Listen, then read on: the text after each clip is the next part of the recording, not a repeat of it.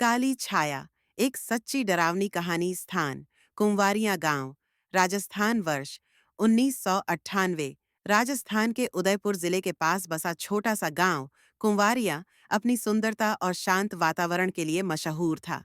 लेकिन इस गांव के इतिहास में एक ऐसा अध्याय था जिसे लोग न तो भूल सके और न ही खुलकर उस पर बात कर सके। गांव की सीमा से करीब 1 किलोमीटर दूर अरावली की पहाड़ियों की गोद में एक पुरानी हवेली थी। लोगों का मानना था कि यह हवेली रियासत काल की थी, जहां कभी एक जमींदार ठाकुर रणछोड़ सिंह अपनी पत्नी रूपा कंवर के साथ रहा करते थे। रूपा कंवर की मौत रहस्यमयी थी। कहा जाता है उसने एक रात उसी हवेली में आत्महत्या कर ली थी, लेकिन कई गांव वालों का दावा था कि उसकी मौत आत्महत्या नहीं, बलि थी। एक तांत्रिक की सलाह पर ठाकुर ने अपनी पत्नी की बलि दी थी, धन और ताकत के लोभ में।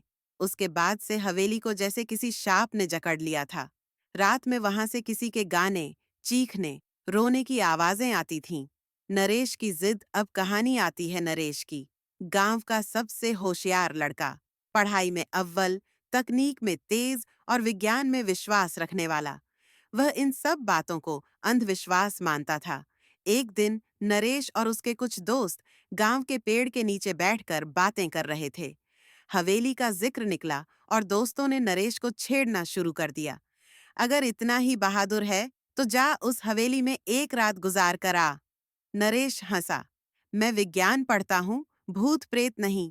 कल रात 12 बजे जाऊंगा वहां और सुबह तक वहीं रुकूंगा। हवेली में प्रवेश अगली रात पूरा गांव छिपकर देख रहा था। नरेश हाथ में टॉर्च और जेब में कैमरा लेकर हवेली की ओर निकला। चांदनी रात थी, लेकिन हवेली के पास अंधेरा घना होता जा रहा था, जैसे अंधेरा खुद चलकर आ रहा हो। दरवाजा खोलते ही उसे तेज बदबू आई, सड़ी हुई लकड़ी और खून की सी गंध। वो भीतर गया। दीवारों पर पुराने खून के धब्बे, जमीन पर पड़ी टूटी चूड़ियां और एक कोने में कुछ अधजला कागज। टॉर्च की रोशनी में उसे ऊपर के कमरे में हलचल दिखी। छत का कमरा और रूप कंवर नरेश सीढ़ियां चढ़ता है और जैसे ही ऊपर पहुंचा, एक कमरा खुला मिला। उस कमरे की दीवार पर एक पुराना शीशा था, जिसके सामने एक औरत बैठी थी, लाल साड़ी में, झुकी हुई, जैसे रो रही हो। नरेश ने आवाज लगाई, कौन है वहां? औरत ने धीरे धीरे सिर घुमाया। उसका चेहरा आधा जला हुआ था, आंखें खून से भरी, जैसे सो नहीं, बदला लेने आई हों। नरेश की टॉर्च झपकने लगी और तभी पूरे कमरे में भयानक ठंडक फैल गई। रूपा कंवर उठ खड़ी हुई। क्यों आए हो?